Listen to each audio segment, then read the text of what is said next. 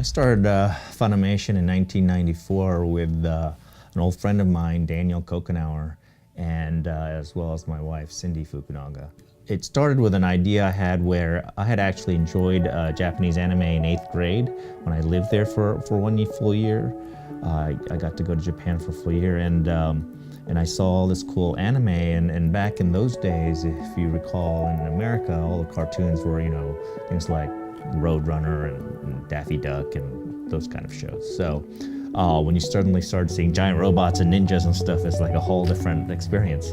And my favorite show at that time was Uchu Senkan Yamato, or Space Battleship Yamato, which eventually made it here as Star Blazers at one point in time in the US. That's what started it, and then when I was in my 30s, I realized, wow, I need to bring that over. I jumped on this opportunity of buying Dragon Ball Z, and that's what started the whole thing.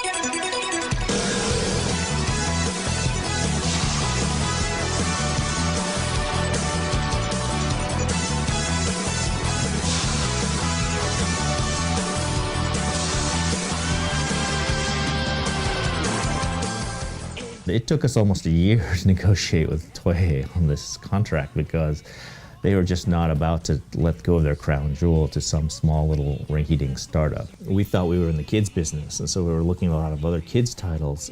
When we realized that what was happening to the kids animation business at that time, and realized it was really imploding because we felt that all the winners were going to be the people that owned major cable networks. That's when we got into what people now call the general anime business here, which is not really a kid's business. It's really more for young adults. Fortunately, nobody in Hollywood wanted the title because it was Japanese. Some of the things that Hollywood told us was that Dragon Ball will never succeed because look at the goofy name it has. I mean, Dragon Ball. I mean, who would buy a show called Dragon Ball? It broke a lot of molds, and the audience was a lot more sophisticated than anybody, in Hollywood was thinking.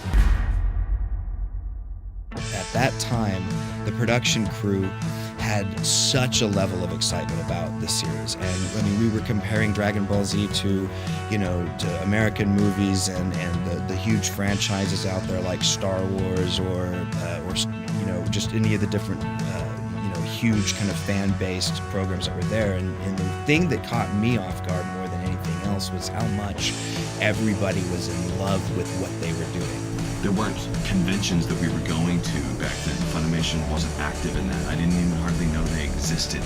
There was no internet that you could go find fan subs on very easily. That you couldn't find, there wasn't a Wikipedia that had all of this Dragon Ball Z data. All we had were these old boxes that were being shipped over on a boat from Japan that had a bunch of random stuff in it with these posters, and we're looking at them and like, who's that?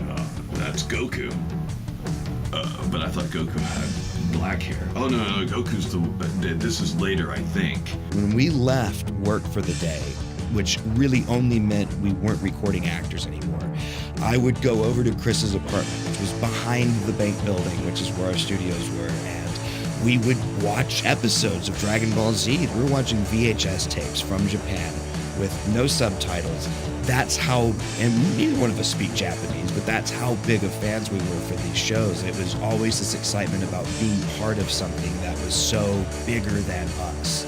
I do feel like I was there making a show that magically became popular. I don't honestly think I had, or any of us really, had anything to do with Dragon Ball Z's success. And I think Dragon Ball Z just has some sort of magical visual drug in it that makes people like it.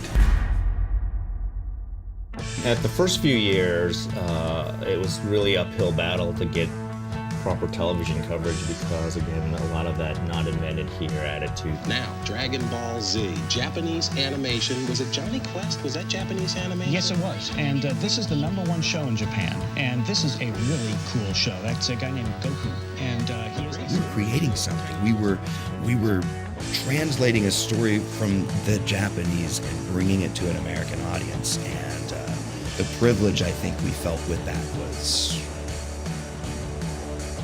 was silencing. That's it for Sailor Moon.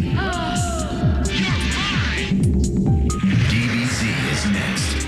The big break really was in 1998 when Cartoon Network was a small network at that time. They were still a small kind of new network, and they picked it up, and that really, and they used it as their anchor show, and really promoted it, and that's what really helped make the franchise take off. Right, but that's when people started discovering, oh, Dragon Ball Z's on TV. Everything was this race for information. Where is the show going? What's going on?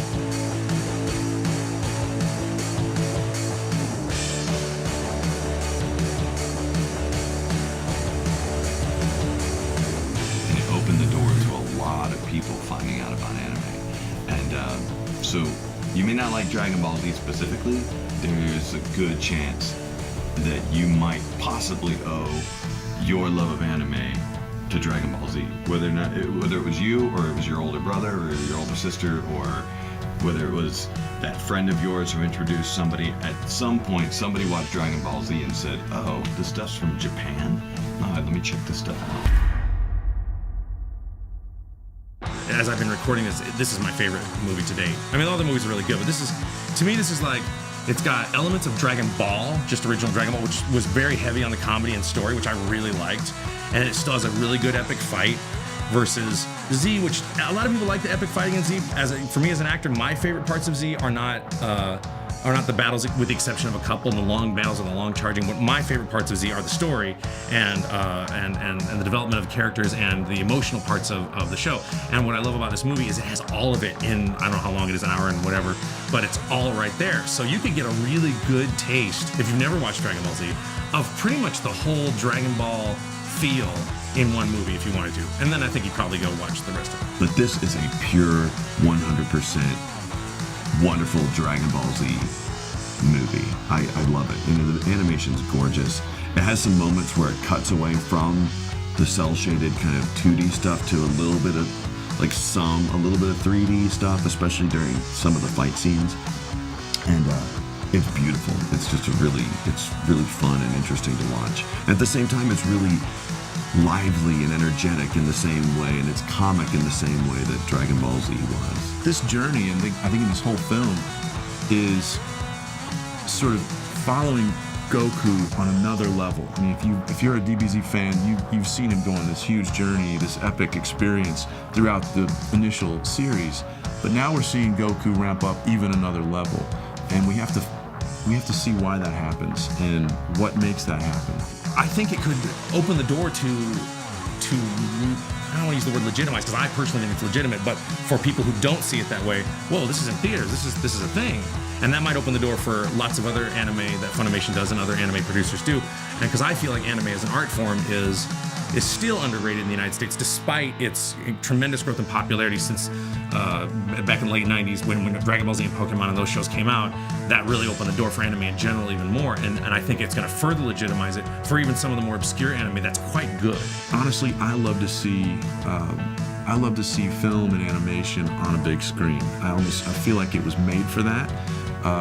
And there are some really beautiful sequences in this film that I think will look great on the big screen. So for me, that's the best way to appreciate a lot of this work that we're doing, is by seeing it in the theater. This movie could not be a larger setup for something. I wish I knew what that exactly was, or what the future of Dragon Ball Z is going to be. But if this movie is any indication, it seems that there's a lot more to come, and who knows. I'm certainly excited if it happens. I'll dub this till the day I die. I didn't think it was possible. You're a true prodigy, like few I've ever seen. A Super Saiyan God! This ends now!